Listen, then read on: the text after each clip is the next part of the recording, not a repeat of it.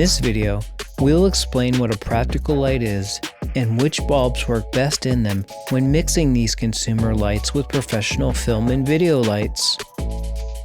First, let's get a few definitions out of the way. So what is a practical light? A practical light is an actual working light that appears in a scene. This could be a lamp, for example. A practical light helps tell the audience where a light source is coming from and adds realism to the shot. I consider a professional video light to be a light that was designed for film and video production. These lights usually have very good color rendition and do not cause annoying flicker. In addition, these lights are often dimmable.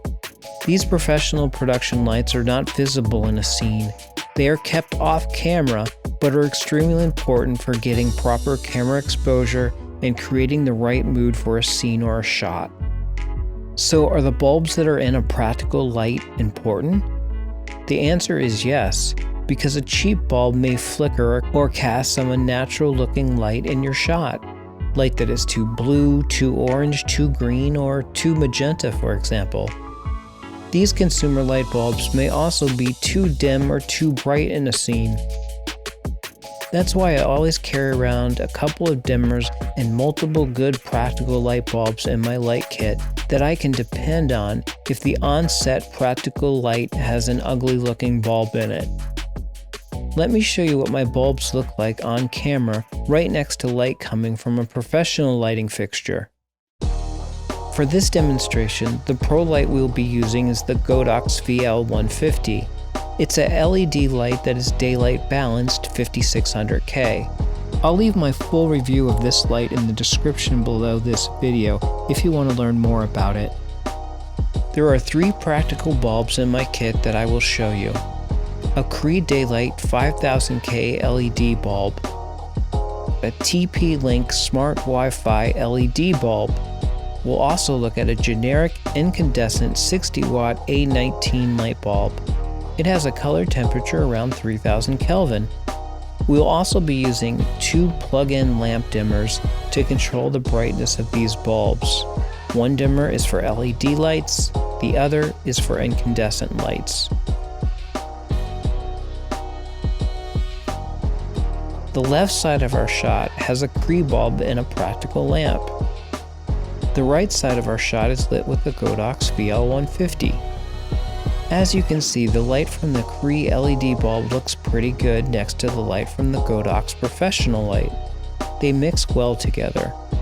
Let's dim the Cree bulb using our LED dimmer and see if it still looks good. It does. Dimming this bulb does not cause any noticeable issues, at least to my eye. Next, let's take a look at the TP-Link Smart LED bulb. Using the Casa app, I adjusted its color temperature to match the Godox light. It looks pretty good in my opinion. If you want to cool down or warm up the TP-Link bulb, you can easily do it with the app. This light looks pretty good when it's dimmed as well. Dimming this bulb does not cause any noticeable issues, at least to my eye. Now let's take a look at the incandescent bulb.